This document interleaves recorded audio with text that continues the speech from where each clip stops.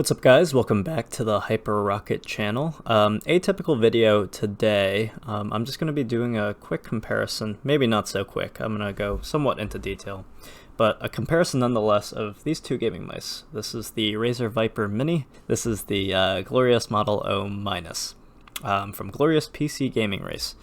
I think they came out at around the same time, but they sort of both cater to the same audience, which is gamers who have a slight preference towards smaller mice, and especially those who don't exactly palm grip, but also are looking to take their aim and gameplay to the next level.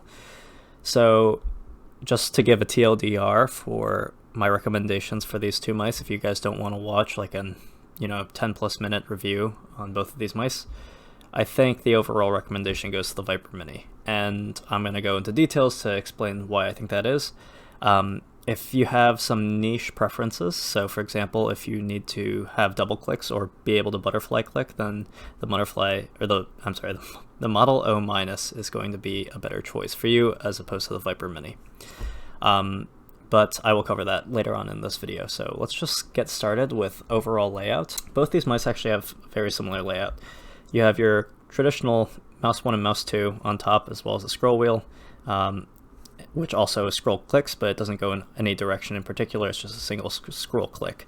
You also have two side buttons on the side of each mouse, albeit on the Viper Mini they're slightly larger than they are on the Model O minus, and you have a DPI button, which is sort of a square button on the Viper Mini, whereas it's a elongated skinny button on top with the Model O minus. Underneath, nothing too special here, but the Glorious Model O minus has 4 skates in total, sensor being in the middle. Viper Mini has 2 larger skates, one on top, one on bottom, with sensor in the middle. Talking about overall shape, so they're actually pretty similar in shape, but the Model O minus is a little longer, if you can see.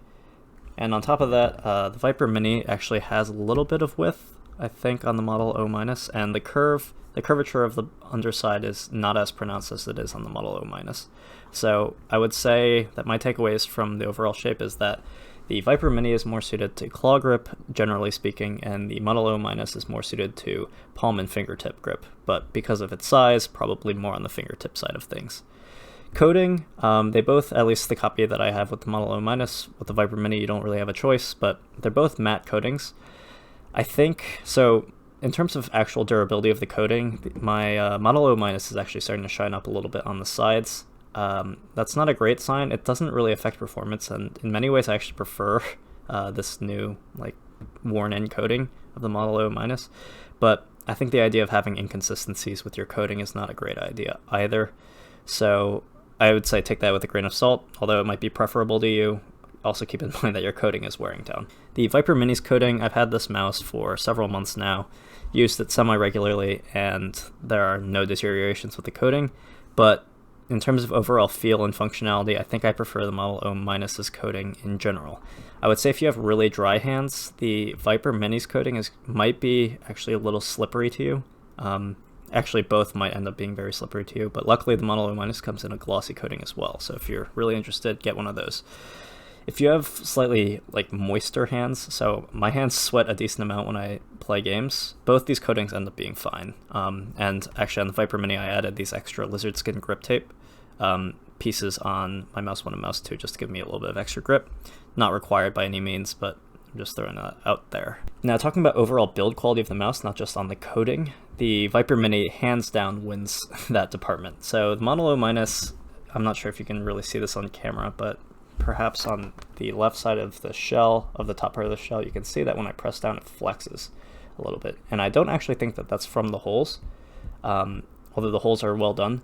I just think that this top piece is just not as flush and not as well attached to the rest of the mouse as it should be. Whereas if I do the same test on the Viper Mini, literally nothing moves. Like you can see the camera shaking by how hard I'm pressing on the mouse with my fingers. If you really lay into the sides, you can make both the side buttons actuate, so I'll do a quick sample. So with one hand, it's kind of harder to do on the Viper Mini, but you might be able to hear it. Yeah, I can get it to actuate a little bit. Model O minus, really easy to do it. So you can still do it with both of these mice, but it's way harder on the Viper Mini, which is a better sign for the Viper Mini. Side-to-side flex, people seem to care a lot about this. Not too much on my copy of the Model O minus. This really doesn't bother me in game. Some people are going to say that this is too much side wobble, but for me, I don't see anyone having a problem with that. Viper Mini, literally next to none. Like, I can barely get this thing to budge. So that's looking better as well for the Viper Mini. I think overall rattling, if you can take a listen. That's the scroll wheel rattling on the Model O minus, and then on the Viper Mini, nothing. So I think you guys can kind of get the idea. We're looking way better with the Viper Mini than we are with the Model O minus. That being said, I mean, I have been using this mouse quite a bit as well, and I really haven't had any problems when it comes to overall functionality as it relates to build quality. So I wouldn't say that you're losing out on so much value if you go with the Model O minus just because it's not going to last you as long. I think they're going to last you a totally fine amount of time. The one thing is that some people have preferences towards more sturdy products. So if you're going to be someone that's dropping your mouse often and smashing your mouse on the ground or raging and smashing the mouse into your desk, then the Viper Mini is going to hold up way better than the Model O minus would. But if you're a reasonable human being that's not like super hard on your mouse, then I can't see this being a problem for anyone. Going on to buttons, I'm just going to do a sound test of mouse 1 and mouse 2 of each mouse, just because I feel like we can eat up too much time with the sound test. But the Model O minus uses Omron 20 million switches, which are a common switch type among other gaming mice. Razer Viper uses something called Razer's optical switches. This is kind of the reason that I alluded to in the beginning, where you can't really get double clicks on the Viper Mini, because instead of having a mechanical switch that actuates clicks, you now have obstruction of a light ray that simulates clicks for the computer. So I'll show you what they sound like. Razer did a decent enough job trying to emulate what mechanical switches feel like, but the actual mechanism is not a mechanical switch. So this is the Viper Mini.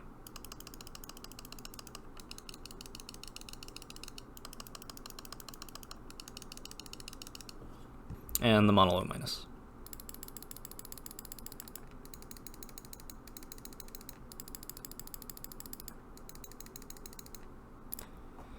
So I think when it comes to overall feel, I like the feel of the Viper Mini clicks, and I think because I've tried a lot of mice, and because these are very different, I think it's refreshing to see something that's also different. I feel like a lot of people in the mouse market feel a similar way as well. People have been definitely shifting towards aftermarket switches as opposed to basic Omron 20 million or 50 million switches. So this is a nice change for me. But then again, there are some downsides to going with optical switches, especially for my audience. So you guys are Minecraft PvP players, and you guys are absolutely nuts at the game. So if you absolutely need double clicks, that's possible in the Model O minus, because you can go into the software and adjust debounce time. I'm not going to dive into detail with what that means. You guys can look up some of the meanings of those terms on other YouTube videos. But with the Viper Mini, that's not possible. The whole point of going with optical switches on top of extra performance with latency, optical switches don't double click. So if you click 2 times in a row, that's too fast for the mouse. It's not going to actuate the second time. At least the computer's not going to read it. So keep that in mind. If you absolutely need double clicks, go with the Model O minus. If you can't care less, or if you click normally / jitter click, then the Viper Mini is still decent enough for you. Overall functionality for the other switches, I really like the Model O minus's scroll wheel. Unfortunately, I bought mine used, so mine is kind of scuffed up. So it has really inconsistent actuation, and it's louder than most other Model O minus scroll wheels, so I wouldn't take mine as being 100% accurate. My Viper Mini scroll wheel is quite good. Not super loud, semi-tactile for considering how quiet it is, but I think the Model O minus scroll wheel probably takes the cake. DPI button, pretty similar on each mouse, not super important. Side buttons, definitely flimsier on the Model O minus, so I think in that regard I definitely prefer the Viper Mini. Sensor. The Razer Viper Mini uses the PMW 3359, which was made in combination with both PixArt and Razer. It only goes up to 8500 DPI. I'm saying that kind of misleadingly. Only meaning like most other sensors go up to about 12,000 or 16,000. Viper Mini only goes up to 8500 DPI. Does that mean it's a worse sensor? No, absolutely not. In fact, I feel like some of the tweaks that they made to the PMW 3359 make it in some ways more responsive than the 3360. That could also just be placebo, but I think when push comes to shove, it's really too close to call.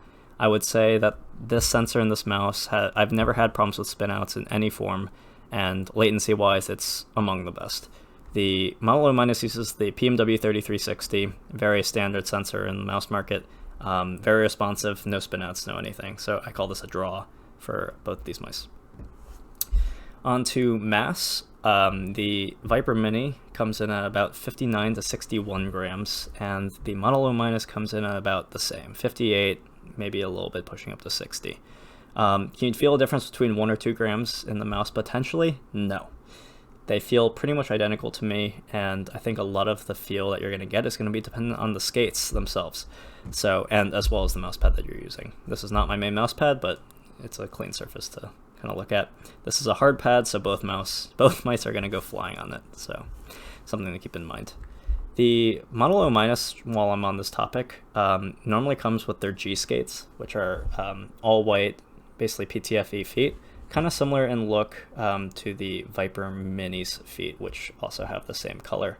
But the Model O- that I bought secondhand came with these ceramic skates called G-floats, I think, from Glorious's website. This is kind of my only mouse that uses ceramic feet. My thoughts on them, they're not great over PTFE feet. I kind of prefer PTFE feet over the ceramic skates, but they are very fast. So if you want to be able to make your mouse go extremely fast, go get ceramic feet. On to cable. Honestly, by 2021 standards, both cables are not the best. You can clearly push the weight of these mice, although I am on the Glorious Helios right now, which is a really fast pad, but I can push the Razer Viper Mini from really far away on the cable. This is not the best. I think by 2021 standards, we're either looking to go wireless or we have really high quality paracords, which barely move at all. It's kind of amazing how flexible they are. So by 2021 standards, this is not the best, but I think the Model O- maybe holds its shape a little bit more than the Viper Mini. As you can see, they're kind of just kinks in the cable, but perhaps it doesn't move the mouse as much as the Viper Minis. So I'm going to call this a draw, even though there are different qualities with each cable. They're functionally the same, at least in my use. Layout of the feet and so on and so forth. I've kind of mentioned this already, but I would call the feet, at least the stock feet on the Model O- pretty comparable to the Viper Minis, but from a quality and value standpoint, perhaps the Viper Minis are better. You get a large glide on the bottom and a large glide on top as opposed to 4 smaller glides, and I definitely prefer this layout more than the 4 corners layout on the Model O-. Not only that, but these feet almost feel and look a little bit thicker than the Model O-. People have complained about the Viper Mini feet. I really don't have a problem with them, and I think they're actually great. So I'm going to give the win for feet to the Viper Mini, but if that's really a problem for you, if you really don't like the Viper Mini feet, you can always slap on some core pads, which only run you like $10 for 2 sets. So that's my overall thought process about both of these mice. And when it comes to which one to buy, it's hard to reliably get a Model O- from a secondhand seller, and on Amazon you can't really find them. So the only way that you can really get a glorious Model O- is if you go to their website and pay the full $50 to $60 for the mouse. The Viper Mini is really widely available on Amazon among other marketplaces, and it comes in at $30 now on Amazon, and if you're willing to go used, it comes in at even less than that, $26 about. So are the features of the Model O- worth $20 to $25, possibly even more than that, over the Viper Mini? In my opinion, no. I think the Viper Mini is a way better bet. They kind of trade blows in many ways, but I think even the shape of the Viper Mini is more versatile than the Model O-'s. Unless you're aggressively fingertipping your mouse and you have tiny hands, the Viper Mini is just the all-around better option. You can choose to claw the Viper Mini, which I think is an excellent grip style on the Viper Mini, whereas you can't really do that on the Model O-. There's just not enough hump back here, and the hump is really towards the middle on the O- than it is on the Viper Mini, which is more towards the back. So you can also, if you have normal to medium, any size hands really, you can aggressively fingertip the Viper Mini as well. Only reason why I say that you need really small hands and to warrant getting the Model O- if you aggressively fingertip is because perhaps this hump in the back might get in your way. But I don't know. I feel like that's a really niche group of people that's really going to matter for. So Viper Mini all the way, I guess, in this trade. The only other thing is that unless you're obsessed with this shape as well, you might, if you're really obsessed with this FK style shape and you absolutely need to have access to double clicking, then also the Model O- could be suitable there. But those are my overall thoughts. Hope you guys enjoyed this video and this was informative for some of you guys. And if it was, please feel free to leave a like and subscribe if you're new. And on that note, guys, I hope this was useful, and I'll see you in the next one. Peace out.